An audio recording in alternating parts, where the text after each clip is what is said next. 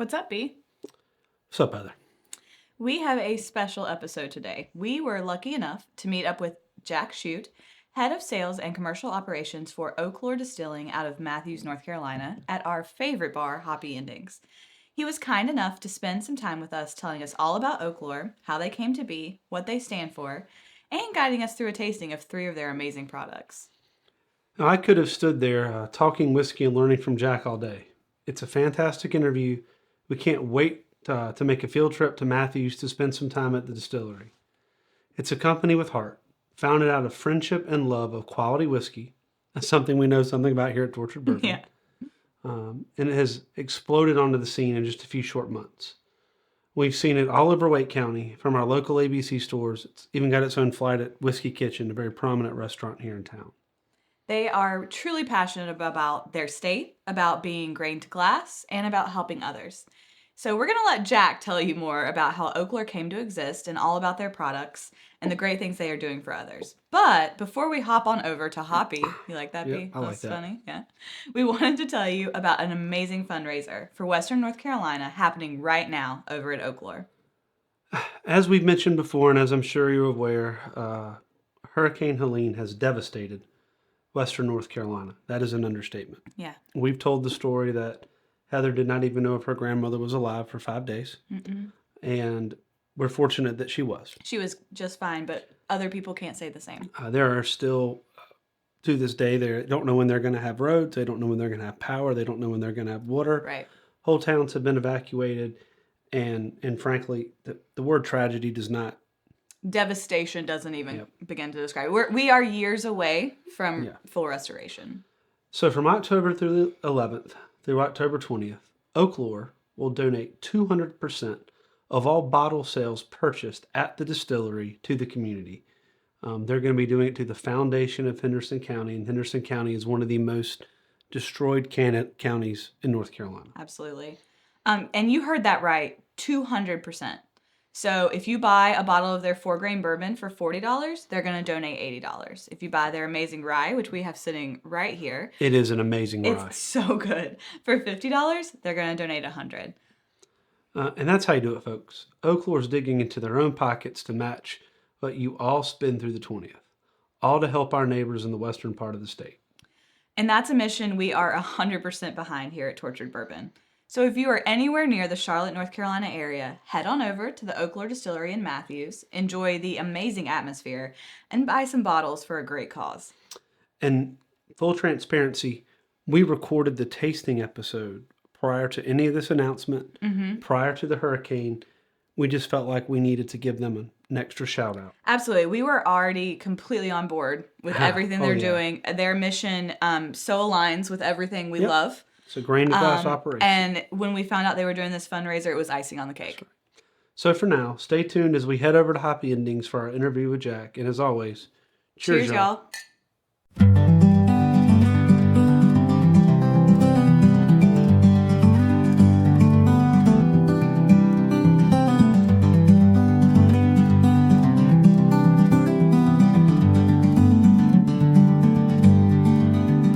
So we're here today again at Hoppy Endings, but we have a special treat today. We have Jack from Oaklore Distilling, and he's going to tell us a little bit about Oaklore. Absolutely. Yeah, no, this is a pleasant surprise. I'm actually in town this weekend with my 6 and 7 year old boys, and Aaron shot me a text on Friday on the way here and said you guys were coming back in and wanted to talk to Oaklore. So I figured it was a great opportunity to introduce myself and personally introduce you to the brand. So we're this is fun. North Carolina, obviously known for its moonshine. This is technically kind of where whiskey really got started, with the birth of moonshine and corn whiskey. North Carolina has been slow to really get to the age product, the premium age stuff. We've got more distilleries coming up through the pipeline now, and a lot of that has to do with North Carolina in general, right? We were the first to start Prohibition, the last to ratify Prohibition, and that kind of culture has kind of remained from a distilling standpoint for many, many years. It wasn't until 2019, right before the pandemic, there was a bunch of archaic laws that really forced distilleries to not be able to be profitable, unfortunately. You couldn't have a tasting room. You had to charge for tastings. You couldn't have a bar. You couldn't have a restaurant. You could only sell, one bottle per year per person, and you had to track it. So it really wasn't a profitable business model, unfortunately, to own and operate a distillery as a destination.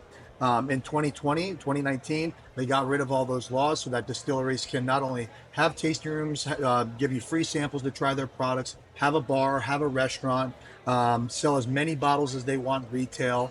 But they're actually doing things to help us. We can now, if you want to buy alcohol on Sundays, as you know, you live in North Carolina, you cannot do that at an ABC store here in North Carolina, but at distilleries you can.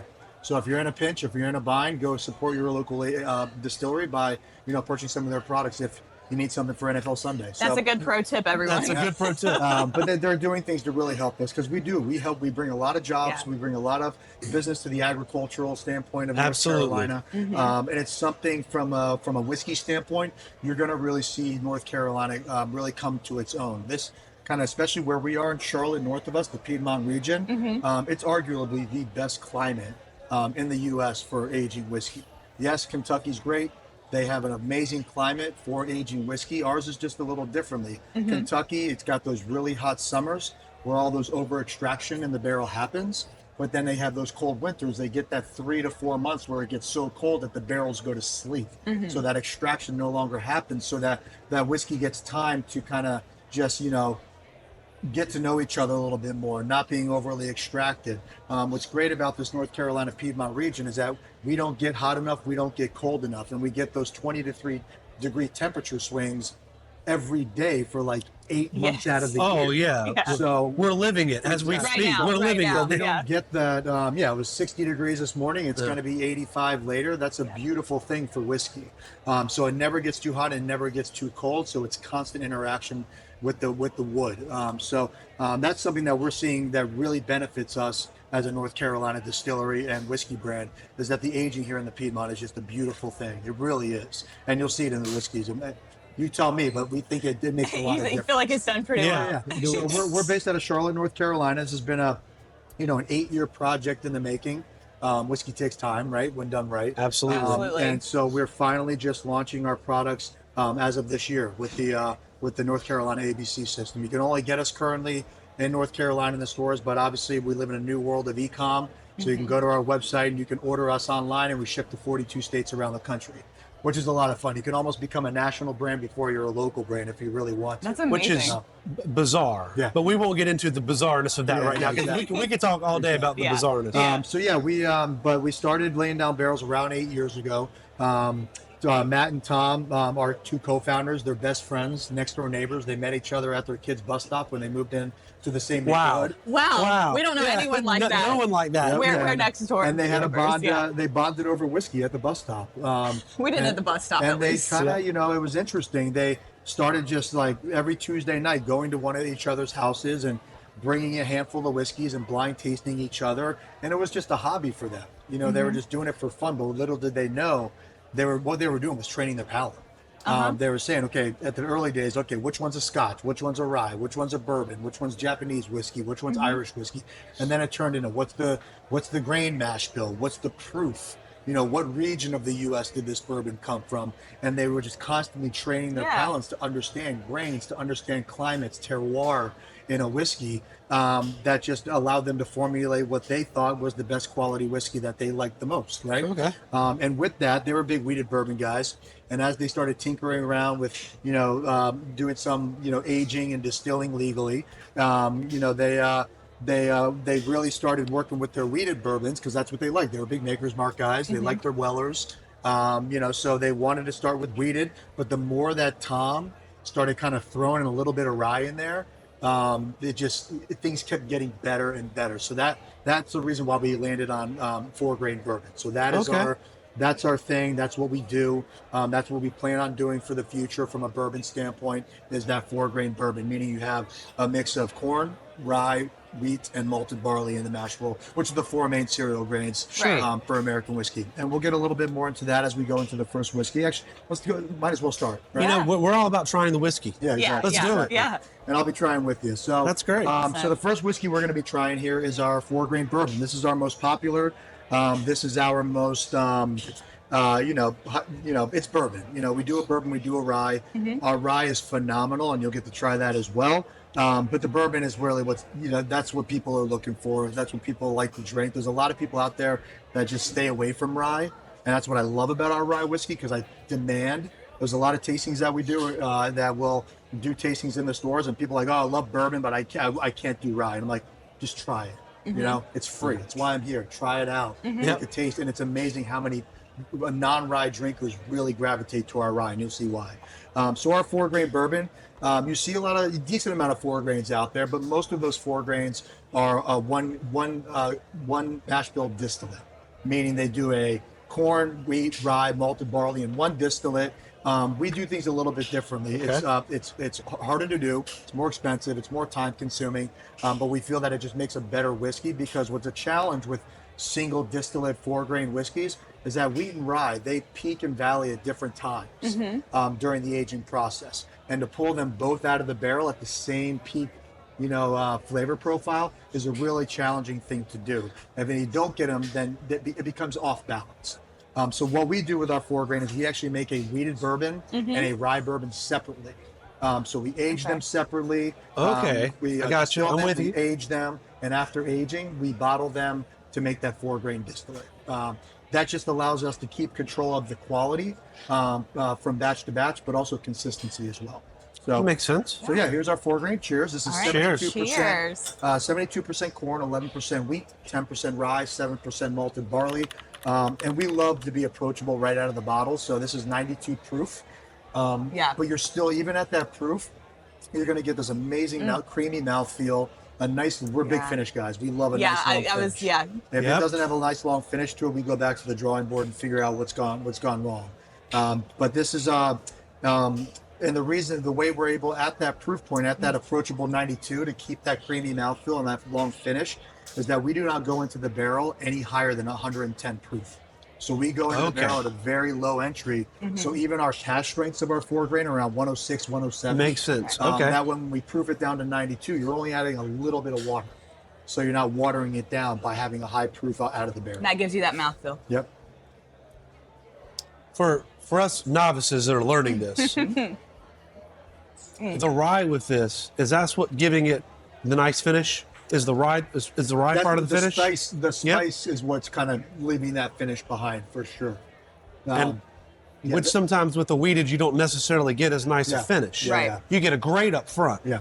Yep. You get that's the thing. You get that sweet wheat up front, and that rye spice is what just kind of lingers behind.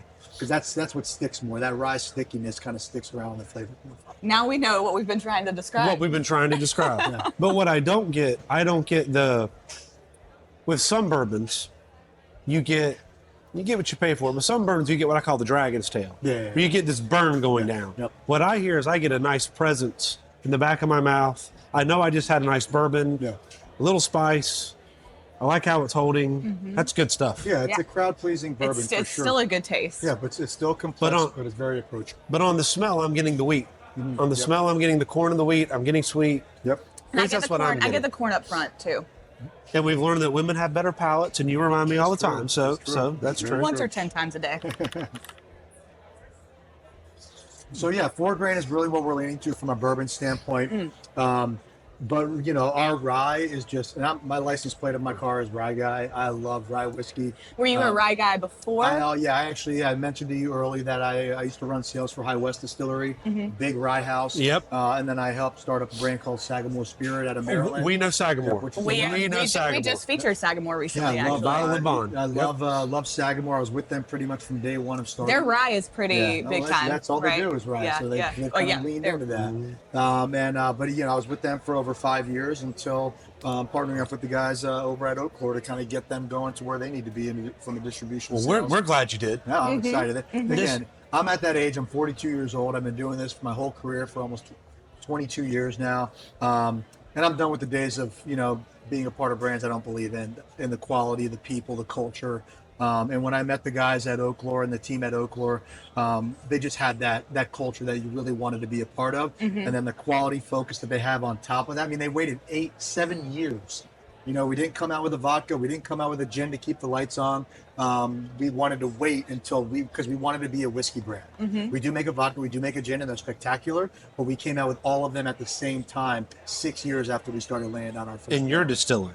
So for our unaged products, we are distilling all that. But for our whiskeys currently, we have plans of being built to do our own distilling here locally. But we use 2 different what we call sister distilleries. Sure. But we are part of that process from day one. Right. So it's our mash bills, it's our barrel entry proof, because it's really hard to find contract distillers to go in at a low entry proof. Really? Yeah, it's I mean, you can find them, but you have to tell them from day one. You know, it's hard to go out and find whiskey that's, you know, 4 years old that went into the barrel at 100 proof. That's a wheated bourbon. Like, we really had some flavor profiles and nuances that we wanted out of our whiskey. And the only way to do that is by being a part of it from day one. Understand. So we use 2 different distilleries, one here locally in North Carolina, and then one in Southwest Kentucky. Okay. Awesome. Fantastic. So have you been with Oaklore for the duration? No, I partnered up with them about 2 years ago. About 2 years ago. Yeah, exactly, Okay. exactly. So, you know, I've been helping get them scalable for distribution, get them into the ABC system within North Carolina, get us up and running on e-commerce. So you're the business guy. Yeah. I'm the sales guy. I'm the commercial guy. I can tell. I'm the commercial guy. But this is approachable. This is an everyday drinker. Yes. Yeah. Which is, I was watching, which is, I forget the system. That dog will hunt. That dog will hunt. Yes. Yes. You're dealing with two Southerners, right? We're dealing with two. Yeah. Yep. And the agriculture. One of the things that pulled us to Oaklore actually was we try to feature. We don't try to feature. We talk about the importance of the agricultural component because we are North Carolina. We're North Carolinians. Yep. Heather's from the western side of the state, up in the mountains. I'm from more on the eastern side of the state, but both of our families go back into farming. Gotcha. We go back into agriculture, and that's what this state has always been about. And it's been about the rural farmer. It's been about the subsistence farmer. Yes. Absolutely. So trying to find products that help our agricultural economy from a farm to table, we're into that. We like to talk about that. We like to find those products.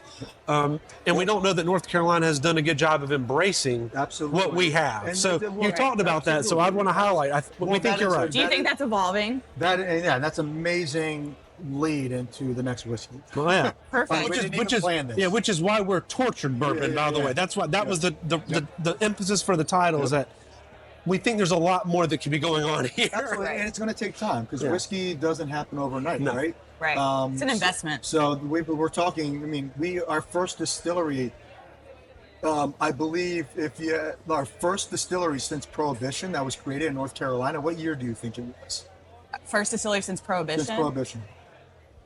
Now that you said that, I'm going to give a ridiculous guess and say in the 1990s. No, it was, I don't know for 2005? sure. But I think it was like 2015. Oh, good Lord. That's ridiculous. Or 2013. You know That's what, ridiculous. though? That And it totally might be- tracks. That's It was right. post 2000 for sure, and I think it was 2010s. Don't hold me to that. You Wow. could, we can look at that and put a little thing on the bottom of the screen with the right answer. We will. Absolutely. Don't worry. He'll love the fact check. But this is a Don't great worry. segue into the next whiskey because you mentioned farm to table and grain to glass is something that we, it's on our pop-up 10-out events, grain to glass whiskey.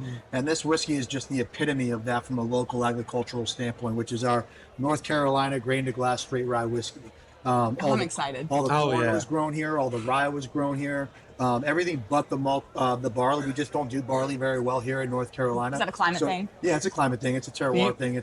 So we just don't do barley. So that comes in from out of state. But everything else done here locally: water, distilling, aging. You did enough to get North Carolina on the label. It's literally on your label. Yep. North Absolutely. Carolina straight rye whiskey. Yeah. So what you're describing right now is exactly what we love to profile. It's what we love to talk about. We've actually used the term grain to glass several times. Yes, exactly. We're learning that term. Yeah, it's a great. I mean, it makes sense. It's farm to table, but for whiskey, and so this is our North Carolina Oh, it straight rye smells whiskey. so This good. is, it's just a very fun. It's not your typical rye whiskey. It doesn't smell like a rye. It's more of a sweeter side of rye. We use about 70% rye, 20% corn, 10% malted barley in the mash bill, so a decently high corn content.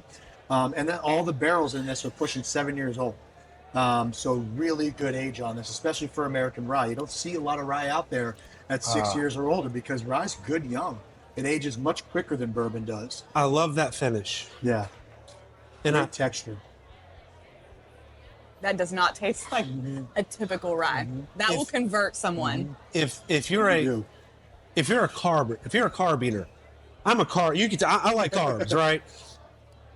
There is a presence there that says to me, fresh artisanal bread. Yeah. Yep. It's there. That rye is there, but it's not. There's no burning sensation. It is a smooth finish, and it's got this. It is sweet. fantastic. I almost get like a sweet. I haven't chewed a tobacco leaf, but I almost get like a sweet tobacco flavor. Absolutely. It's got a good mouthfeel, like we were talking about earlier. It's just and they almost kind of have. You can tell you guys don't water your stuff down. No, and and again, that's hard to do because in my opinion, there's two reasons to go into the barrel. There's actually probably three reasons. There is a chemical component of whiskey aging with proof points, right? The whiskey interacts with the barrel and the sugars differently at different proof points. So there's a science there. But when it comes for us, when it comes to high coming out of the barrel or into the barrel at a high proof, you do it for two reasons: to have a high octane whiskey, right? Yep. You want a 130, 125 proof cash rate with people like that. Right. Not our thing, but we understand people like that. Sure. Some people. Or to at the very end, you get to proof it down to 80 and add as much water and get more volume. So it's more revenue. So the more water you add after aging, the more volume you get, the more bottles you can fill, the more revenue you can get. Absolutely. But we wanted that approachable proof point right out of the bottle without having to water it down. But we also wanted to keep that mouthfeel and that finish. The finish is delicious. Yeah. It's a great whiskey. Oh yeah. The finish is so good. Yep. It's a fun whiskey. It is. What are you getting? All the good things? Well, like I said, I at the end, it's got that presence. It's like I'm chewing a nice piece of bread. Like you have found a true baker, a true artist. The rye's there, but it gives me some sweet. I get this sweet agave notes as well. Yeah, yeah. So with that, I feel some earthiness. Okay, so when I think agave, I think a little earthy. Yep. And that's where I was coming with the tobacco. Yep. It's like I get. It feels like I'm sitting out at a farm. Yeah, this is. I would love to drink this out of the farm. This is a nice. This is fall. Yeah. I mean, what this says to me is when we get 75 to 65 of those 55 to 65 degree nights. Yep. This is going to be my drink of choice. Fire pit with a cigar. I was getting ready to say this is drink of choice. This is fire pit. Yeah, this is fire pit really whiskey. Nice. Yeah. That's our rye. We're really proud of that. That's gaining a lot of traction. We're doing really well. And then I've got one special one for you. I'm excited. Unfortunately, you can't get it unless you come to Hoppy Endings. So you're gonna make me love it. Yeah. And then. Well, luckily we can come to Hoppy Endings. Yeah, you need to come to Hoppy Endings. But there's Not wasting a drop of there's a this. little bit of a loaded reason as well, because we are coming out with something special very soon that is kind of the second reiteration of this. So what we're going to try here is what we call our story series, and these are kind of our one-off items, our limited releases, Beautiful our dark color. LTOs, whatever you want to call them, in and out. And we've got a phenomenal producer of port out of St. Augustine, Florida. Okay. That one of our co-founders, Tom, he has a house in St. Augustine. He got married there. His first kid was born there. So he's got a strong passion for that area. And there's a winery that does a phenomenal fortified port wine, and they do it in the Solaris system. So those barrels see port aging for many, many, many years. And when they're done using them after about 15 years, we get those port barrels for us to put bourbon and rye in them to finish. So this is the first time we've done a port finish, and this came out in February for Valentine's Day. Oh, I smell it. I smell it. I'm gonna love this. So this is our 6-year-old rye. Port in St. Augustine makes sense. Yeah, it does. There's a mystery there, right? Yeah, and wine, wine in Florida, not a great thing. The climate isn't conducive to it. You can do the fruit wines, the berry wines, Right. But port, you can do anywhere. Yeah. Well, and I So smell a berry. Yeah. Oh, absolutely. So this is our 6-year-old North Carolina straight rye. I know I'm gonna love this. Finished for about 10 months in those freshly dumped port barrels. And then we bottled it and sold out of this very quickly on Valentine's Day week. Would have happily bought several. Yeah, it's a great bottle. But what's exciting about this, which is Dude, why I want to have dessert. Yeah. And I want a glass of this with dessert. This and a nice dessert. cream. This and a nice cream brulee is. where it's at. It just brings those kind of fortified raisiny qualities. Well, and I'm noticing more and more that, port finishes, red wine barrel finishes are becoming, it's kind of becoming a thing right now. So obviously you're on trend. Yep. And with the fortified wines, with the the cabs, the merlots, it's hard to really do it wrong. Doing beer finishes is a completely different thing. Beer finishes are very difficult to do because beer oxidizes, right? You got to wait for that oxidation to burn off. The amount of scary times we've had doing beer finishes and with past companies that I've done with, it just turns into this like wet cardboard kind of vibe. But you hope it's going to burn off because it's oxidation, right? Oxidation burns off, and once it burns off, hopefully the great flavors kind of still stick around. But these fortified wine and wine finishes, they're pretty foolproof. If you start with a good whiskey and you put your head in that barrel after it's freshly dumped and you notice there's no funk and no oxidation and you just smell those great wood fruit qualities that come out of wine, then, for the most part, you're probably going to end up with something nice. So good wine, good barrel, and you're good to go. And good whiskey. And you can turn subpar whiskey into pretty good whiskey with doing the finishing process, which a lot of brands are doing really, really well. But if you do good and good, if you do good and good, you got great. Exactly. We start with good whiskey, which is always hard to do because you never know if it's going to turn out well. Because we're not going to put something in a bottle that we don't believe in. So it's a lot of science and a little bit of luck. Yes. Oh, it's a lot of both, actually. A lot of both. A lot of waiting, which that's whiskey for. I really like this. Yeah. It's fun, right? Absolutely. So what's exciting about this is we're going to be coming out with our second release of our Port-Finished, what we call our Port-Finished Story series, which will be a 4-grain bourbon finished in those port barrels, I believe for like 12, 13 months. And that's actually going to hit distribution within North Carolina. And it's also going to be hit our website for national shipping. When is that coming? That'll come out probably early to mid-November. So we're a month We'll away be on the from that. lookout for sure. We'll be on the lookout. Everyone out there, be on the lookout. Yeah, it's going to be good. It's really nice. I'm excited. This is so good. It's so good. So yeah, we're really excited about this. And these, again, these two are the ones that are widely distributed. You can get them in all the ABC stores. Not all of them. If you're looking for it, ask your ABC store. That really helps out. Sure. Makes my job a little bit easier when people are asking for it. But in all, Mecklenburg County, Wake County, New Hanover, and the surrounding kind of areas, you can find us. But we're still, we just launched earlier this year, so we still got a long way to go. Dude, the fact that you just launched earlier this year and I have already heard your name mentioned. That's great. Is phenomenal. That gives me goosebumps. I mean, because we work hard. Well, like we said, when we were out for a concert the other night, families, and one of the other establishments who are friendly to this establishment. Yeah, Whiskey Kitchen. We know they're for dinner last night. Yeah, it's so good. But they've got a flight that is featuring Oaklore. Yeah, exactly. And we were there on a Wednesday night, so that's their North Carolina night. Yep. And they were all talking Oaklore. So you guys are doing right. But it's easy to talk about. Yeah. It is very easy to talk about, especially your rye. Yeah. Especially your rye. Because it's so unique. I feel like you hit something there, like you said, I can take a non-rye drinker and I can say, hey, try this. I love doing it. Yep. Try this. And that would be the gateway. Yeah. That would be the gateway to rye. Yeah, exactly. I always tell people, you might not love it, but I promise you won't hate it. They clearly had a rye that just punched them in the teeth. Yeah. Right? It was too spicy. It was too hot. It was probably nothing. And I love 95.5. But there's a lot of people who don't like 95.5 because it can punch you in the teeth. Yeah. Especially at those higher proof points, in the high 90s, low 100s. Yep. At 4 years old, a lot of them are 3 years old, which is still a good. I've had great 2-year-old rye, right? Rye doesn't those harsh qualities that come with corn don't happen with rye. Corn's got those vegetal bell pepper grassy notes that need to burn off after 4 years. Rye, man, you can have 2-year-old rye that can blow your socks off. But people have been bitten by, honestly, tough ones. You're preaching to the choir. That happened to me. The very first rye I ever had, I was like, I hate this. Yeah. And it was because I had started the night with a really low proof bourbon that I drink a lot. And I went straight to a rye and I was like, nope. And then thankfully I came back and kept trying, and now I actually really like a lot of gotta ryes. find you like. But yours is the perfect combo. Yeah, it is. It's really nice. It's got that sweetness. It's got that spice. But the mouthfeel and the finish on all of our whiskeys are always going to be so good. And this port finish, I mean, you feel that. You feel those dry tannins just sticking around. Oh, yeah. So it's so Absolutely. funny you say that. Right as you were talking, right, yeah. I was acknowledging. You guys were talking a lot about tannins. recently. We're getting a Tannins, right. T-shirt that says That's right. tannins. But it's funny you say that because while you were talking right then, I was like, oh, my mouth is so dry, and it's the tannins. Yeah, Exactly. That's what does it.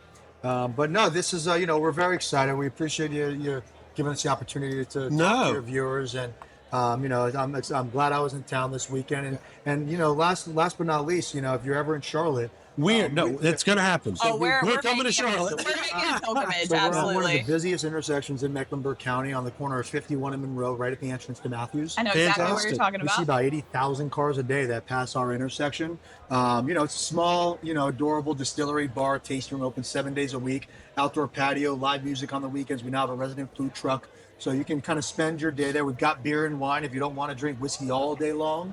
We will happily drink whiskey all day long. I'm just saying, but our spouses might need to switch it up a little bit. Tough to Yeah. drink all day. We get it. So we've got other options. We've got a slushy machine for the kids. They love it. Games for the kids. Perfect. We just put in a brand new outdoor cigar lounge overlooking the whole property, which is a beautiful.